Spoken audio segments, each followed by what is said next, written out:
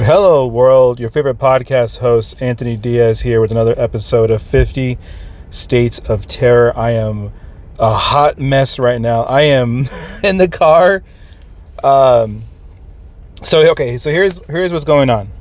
So, the majority of my time now at my workstation, at my home, where I usually do all my creative stuff, my podcast, my writing, and all that stuff, it has been taken over by grad school.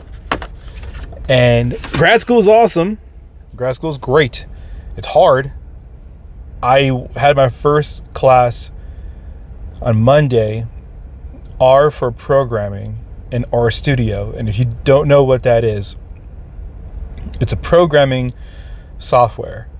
And holy shit, am I lost. I have absolutely zero experience doing this type of stuff. And it showed, man. It showed. Man, I was so worried that I would be way behind on the programming and all this stuff because I've been out of school for so long. And my worries were confirmed because holy shit, I am super lost. But I was reassured that as long as I tried, and because it's programming, so like it's not like something like you would read a chapter or something and take notes on it and then regurgitate dates and information. Like if you were a history major, nothing wrong with that, but like this is all 100% hands-on. So I went in class, I Googled so much R Studio stuff on codes and code blocks and all this shit that I was like, I have fucking no idea what the hell I'm doing.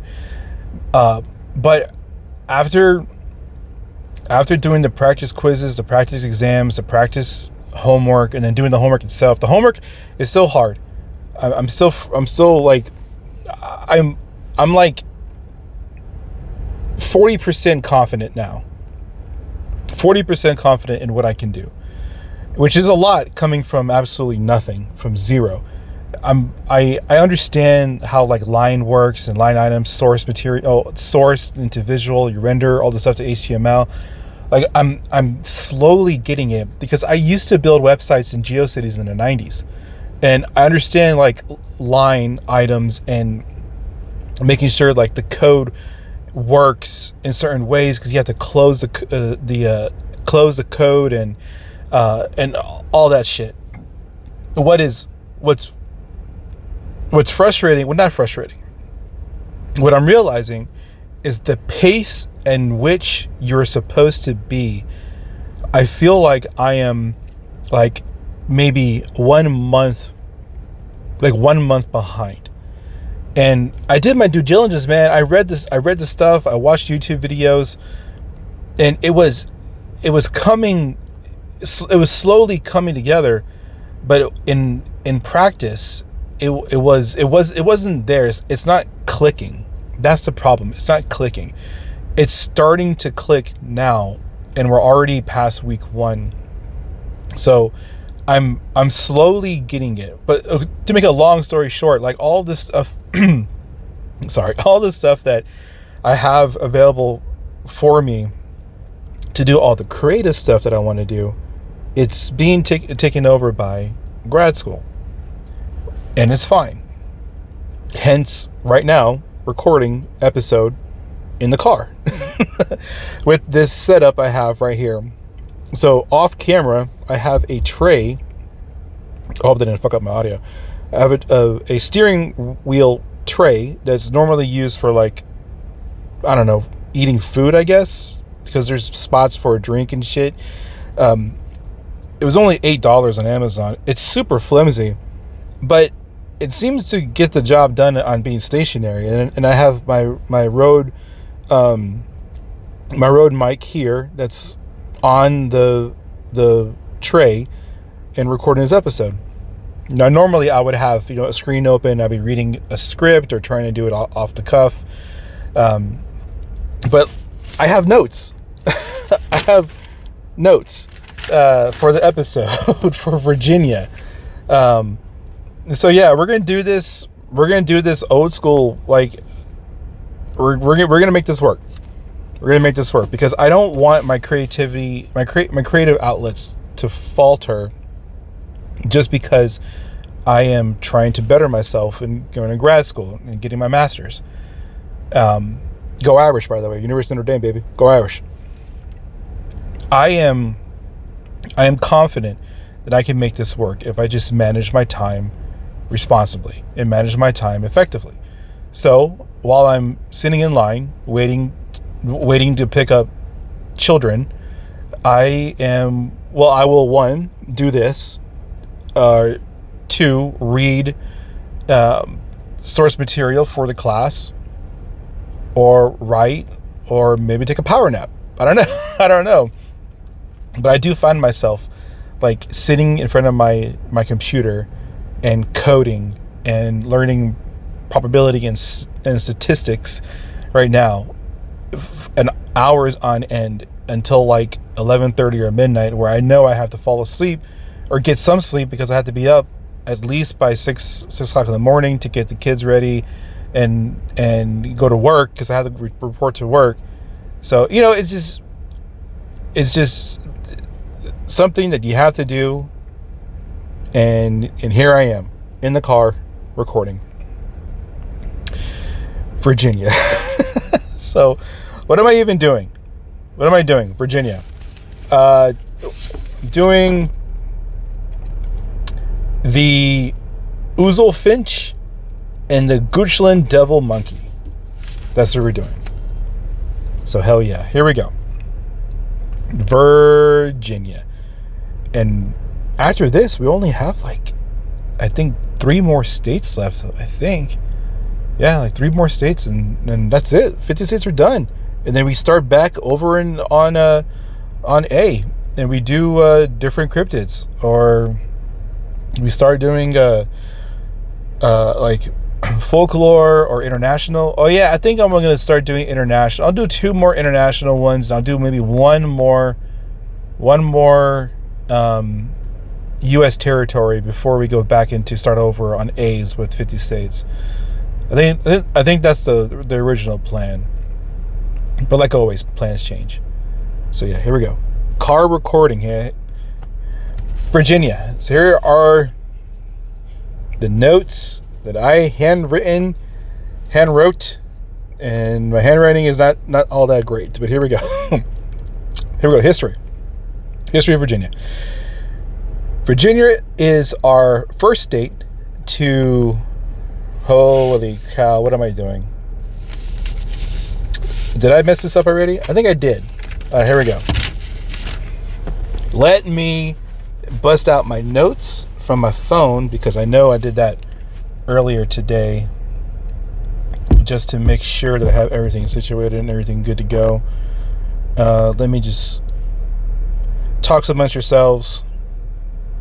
This makes for really good content, I swear.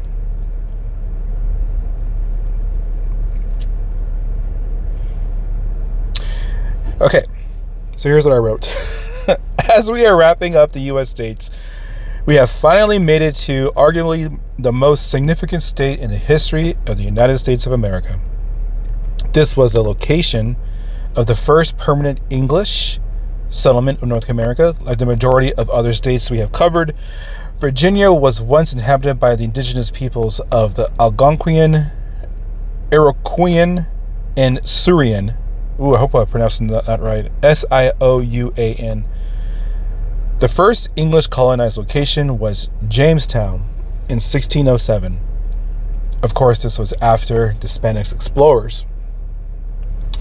Now, Virginia is our first state to resort to cannibalism. After the famine of 1609, the Virginia Company colony somehow survived, but had to resort to eating leather and cannibalism. Virginia's capital would go from Jamestown to Williamsburg to finally Richmond in 1780. During this time frame from 1607 to 1780, the tobacco cash the tobacco cash crop and slavery were the financial drivers of the state and would be for a substantial period of time. Wars broke out around amongst the Virginian Indian nations, especially during the French and Indian War, which was 1754 to 1763. Virginia became the wealthiest colony amongst the original 13. In 1766, Virginia, along with the rest of the colonies, would declare independence from Great Britain because the colonies didn't want to pay their taxes. Remember, folks, that's why. On June 25th, 1788, Virginia ratified the U.S. Constitution. Kentucky broke from Virginia in 1792. By the 1850s, tobacco prices declined and much of the farmland suffered from overfarming. Population grew to 1.2 million in 1860. Then in 1861, Virginia succeeded and joined the Confederacy. Virginia played a massive role in the American Civil War from 1861 to 1865. West Virginia was created in 1863 by Southern Unionists. Virginia's economy took a nosedive, but stabilized after the recovery of tobacco, coal mining, and the industrialization from 1883 until the 1960s. The state constitution hindered poor whites and damn near blocked African Americans from voting. We go into Jim Crow laws and all that shit.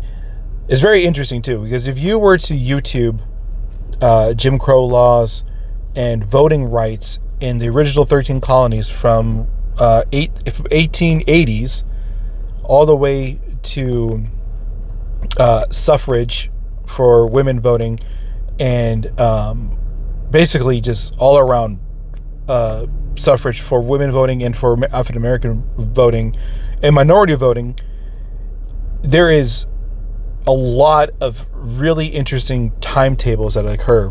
Because you would imagine, like, by the 1960s, you had fair voting privileges. That's not the case, and it's not the case now. It's damn near demoralizing when you're watching these YouTube videos and reading up on the history and going into legit history books too. You don't follow was it McGraw? I think McGraw is now, or McHill. I can't remember. The majority of all the textbooks, they're very vague, and it's watered down history now. So you got to be very careful. Read as much as you can. There's a couple books that I do know. There's one book, what is it? History That My Teacher Never Taught Me. I think that's what it is. It's a really good book. It gives you a really good factual U.S. history, which I try to do on this show, and be funny and joyful, like after we talk about cryptids and shit. But yeah, that was my soapbox rant. Here we go. Within the 20th century, the Byrd organization dominated politics. Go look them up. It's BYRD organization. And unless I'm reading it wrong, they controlled the political side of Virginia for a very long time. And they sided with a then right-facing Democratic Party. You know what I'm saying? So, like, because if you know the history of how politics changed and how the majority of Democrats were becoming Republicans and Republicans were becoming Democrats, and the fall of the Whig Party and the fall of abortionists. I can't talk. The fall of all the other political parties and how it stemmed into now two political parties, Democratic and Republican Party, and a lot of same old bullshit that fell. Anyway, yeah. But the Byrd organization pretty much ran politics of Virginia for a very long time. Let's see. In the 1930s, the Great Depression brought rough times to the country, and Virginia's economy was relatively strong during and after World War II. And then my notes kind of stopped because I think I lost that page for the rest of the notes. But after World War II, Virginia became a substantial state for industrial manufacturing, coal mining, power. There and I lived in Virginia in Quantico for about 7 years, I think. And Virginia has an incredible amount of natural history and science history, and obviously just regular, history. It's a beautiful state. If you haven't been to the East Coast, if you're a West Coaster and never been to the East Coast, you need to go to Virginia. Virginia is so damn beautiful. The Potomac River goes because when I used to work for U.S. Fish and Wildlife Service, and I went to Shepherdstown, West Virginia for NCTC, and that part, oh my God, it's so beautiful. Right smack near the Appalachian Mountains, the Potomac River falls through. So much history. I think I've reached the age where you either get really into barbecuing or World War II history or Civil War history. Like I'm all three of them. There's so much Civil War history, so much. It's fascinating. But I digress. Virginia is an amazing state. It's so gorgeous, so beautiful. A lot of history. So yeah. But yeah, and what's cool about Virginia too is like you can just hop 2 hours north and go to Baltimore, and then you hit 4 hours south, and I think you're already close to Raleigh or Charlotte. So yeah, really cool. So that's enough about that. Let's go into the cryptids. Let's go into what we are talking about today. The Oozlefinch, and the Goochland devil monkey. So we're going to talk about a cryptid. I say cryptid in quotations. That is 100% something that I knew absolutely nothing about from my military days. But in 1905, at Fort Monroe, Virginia, Captain Henry McPherson Merriam reported seeing a large-eyed, awkward flying bird outside the Officers Club. And if you don't know what an Officers Club is, it is often shortened to the O Club, but it is an establishment for officers for the military only. So no one listed allowed unless you're specifically invited.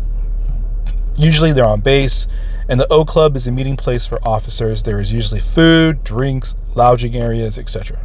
Well, Captain Merriam's sighting was not the only one. Others have claimed to see this bird with sketches, and some have actually sketched the bird. The bird became mascot for military units beginning in World War I. The Railway Artillery Reserve and the 42nd Field Artillery Brigade, to name a couple. The bird is described as a large, bloodshot-eyed bird the size of a pelican, and it flies backwards, tail first. So, the Oozlefinch. So I don't know if it's an Oozlefinch or Oozlefinch. It's Oozlefinch, and it looks amazing. What am I doing here? Oh, did I just screw this up? I think I did. Oh, damn it! Did I forget my notes? I think I remember my notes. Okay, anyway.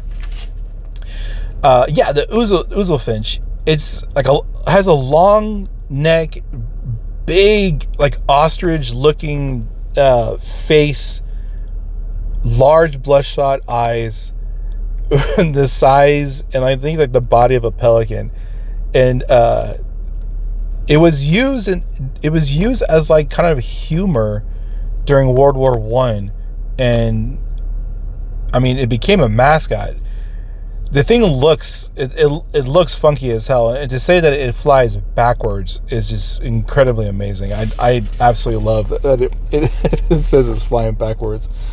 Okay, I'm all jacked up here today, dude. I am all jacked up because I totally am missing one full page of notes. But next, we're gonna talk about the Goochland devil monkey. Now, the Goochland devil monkey.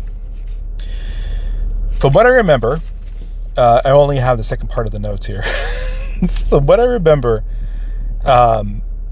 is it was first sighted in the 1930s, and sightings came from Tennessee. I think it started from Tennessee, and the devil monkey is a shortened baboon-like creature. So it's hairy, sharp canine teeth with baboon-like features, and then the hind legs are super muscular like a kangaroo, because it's said in the sighting that it would jump large areas, like huge areas of like land or whatever, like upwards of like to 20 to 40 feet in one shot. It would just hop.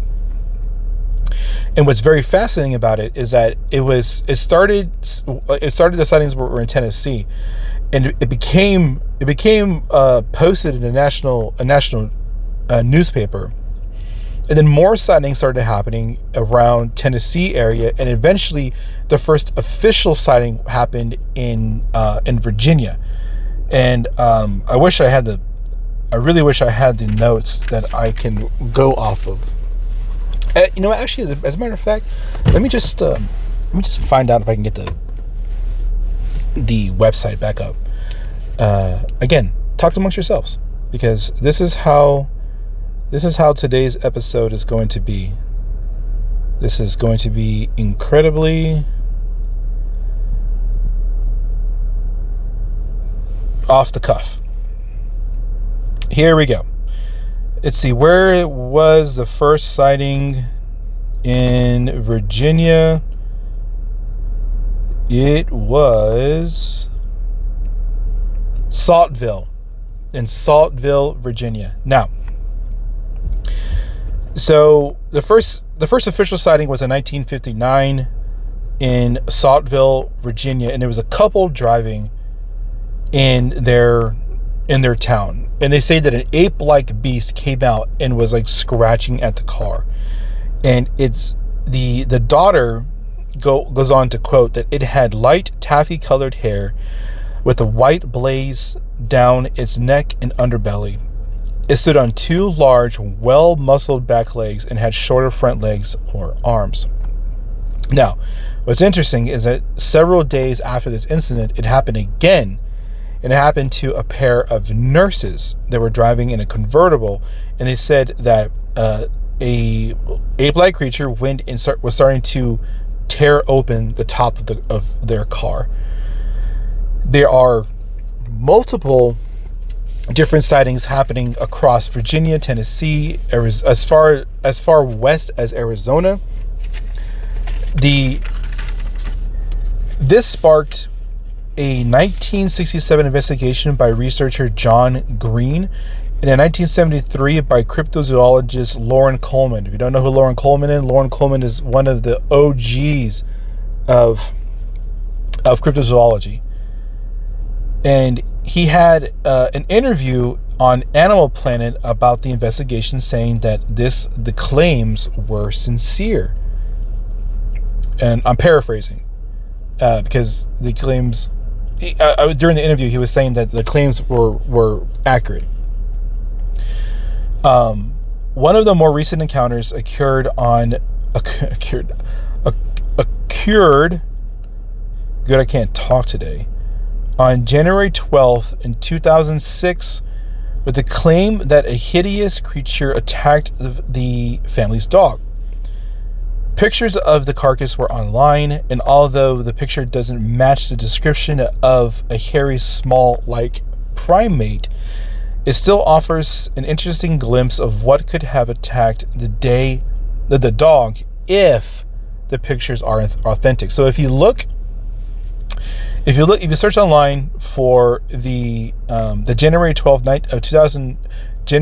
2006 claim that this devil monkey attacked a dog, there is a picture, and it looks off. So like it looks like a mummified, like as if you remember those, like in the movies, a mummified creature. It looked like sunken in, and the skin is blackened. It looked like that. And it said attacked by the dog if the pictures were authentic, and it just looks off. Now, am I saying that the pictures are fake? I'm definitely not, because if they are real, then that is one hell of piece of photographic evidence of this could be cryptid of a devil monkey, a small baboon creature. Now, there is something called a gugwe, Gugwe, which is described as a Bigfoot type creature, but accounts don't necessarily say that these two are related, as the gugwe is a large humanoid creature and the devil monkey is a shortened baboon. So yeah, let's give these cryptids a rating. 1 to 5 golden Nessies, 1 being the worst, 5 being the best. I'm gonna do these together. I think these are easily top 4 category cryptids.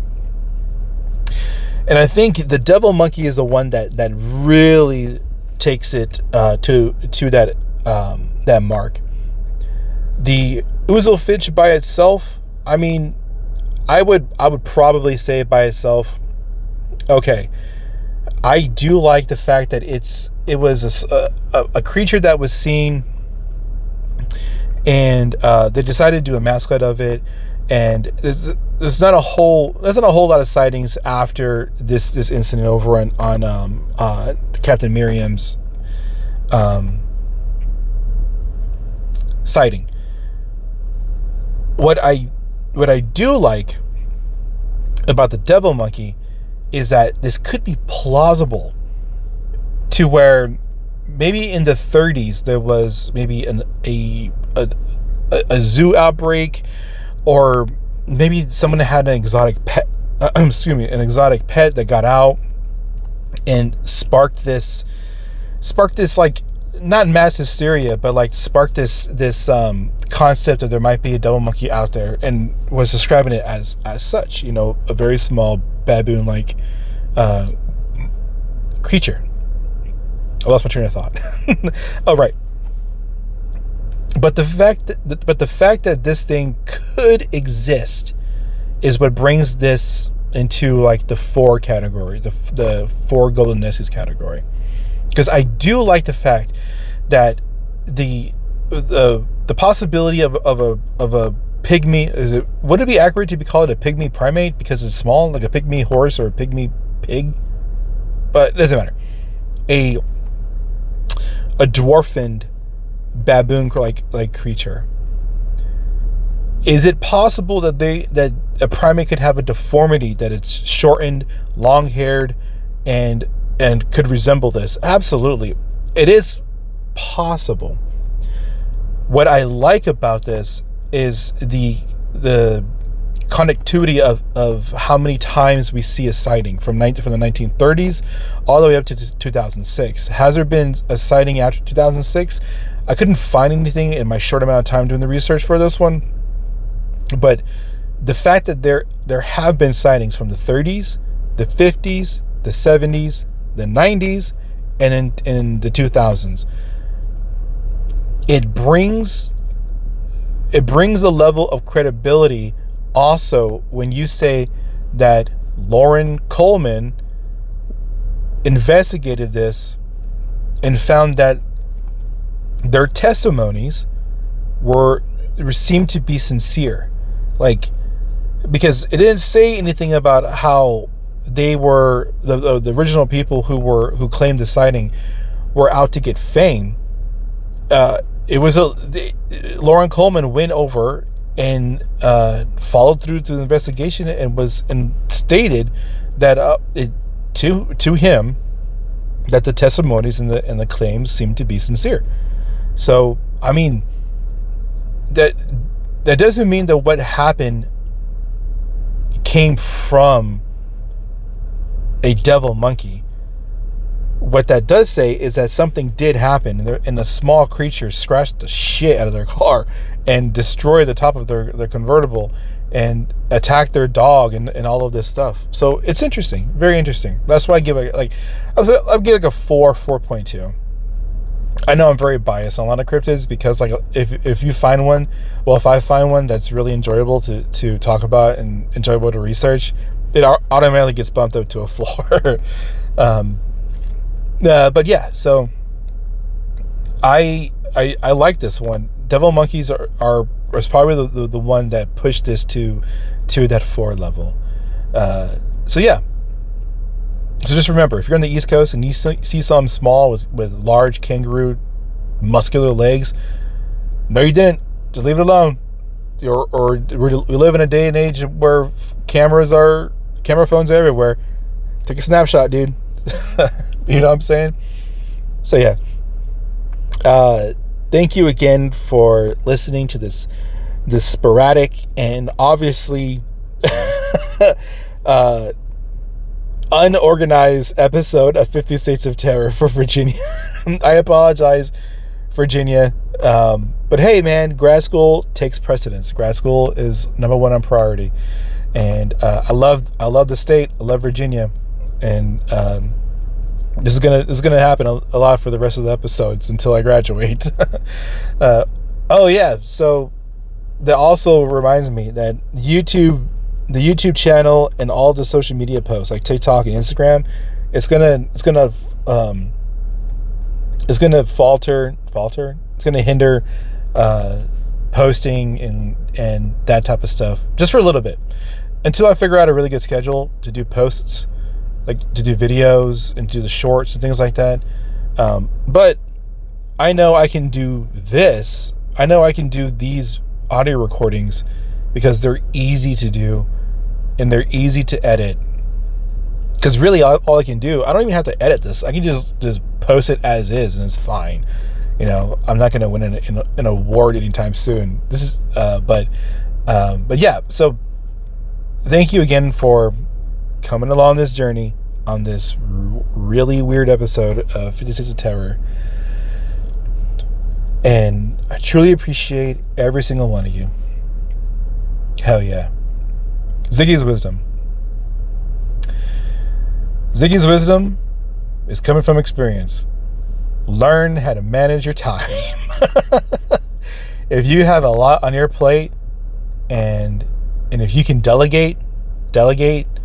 If you have help, go seek help. And if you want to be creative and you don't want to stop being creative, learn how to manage your time. So I can tell you right now, I'm not writing a whole lot these days, and I need to be writing. I need to put that time there somewhere where I'm comfortable enough to step aside from homework for at least 2 hours and just be creative, because everybody needs that outlet if you don't have one.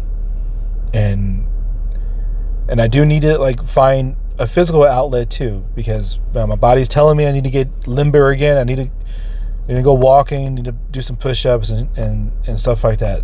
But the mind, your brain needs that too. So you need to manage your time properly. Find a way.